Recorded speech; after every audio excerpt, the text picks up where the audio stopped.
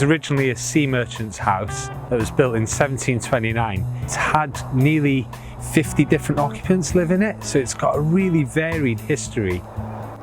My name's Jess Lock and the community gardener at Rainham Hall, and basically that makes me the only community gardener within the National Trust.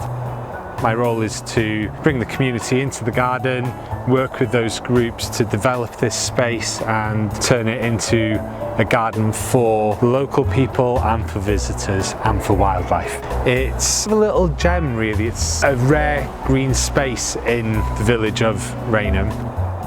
We're right in the heart, we're just across the road from the railway station. We've got pubs around us and all the shops around us and that. There's a lot of high density housing in the area, so many children don't have access to a garden of their own, and effectively this becomes their garden. We have large open spaces, natural play spaces for children to come and enjoy. It's really a growing space where people can learn about how to grow their own fruit and veg.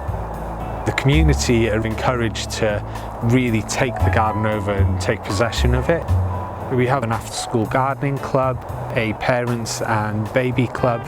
We work with lots of adults with learning difficulties, and we try to make sure that it's as accessible as possible, and that way the garden can function for everyone.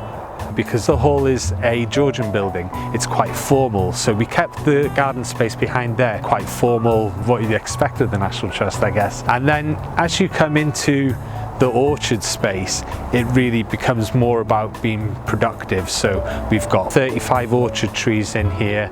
We've got apples, quinces, medlar, pears. We've got lots of pumpkins growing at the moment and lots of kale and things like that.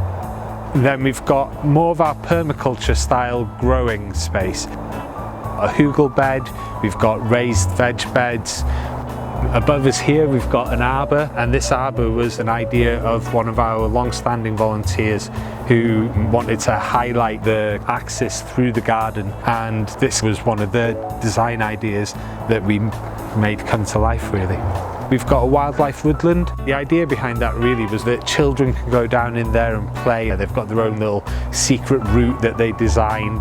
They've got their own kind of little wigwam that they can go and play in.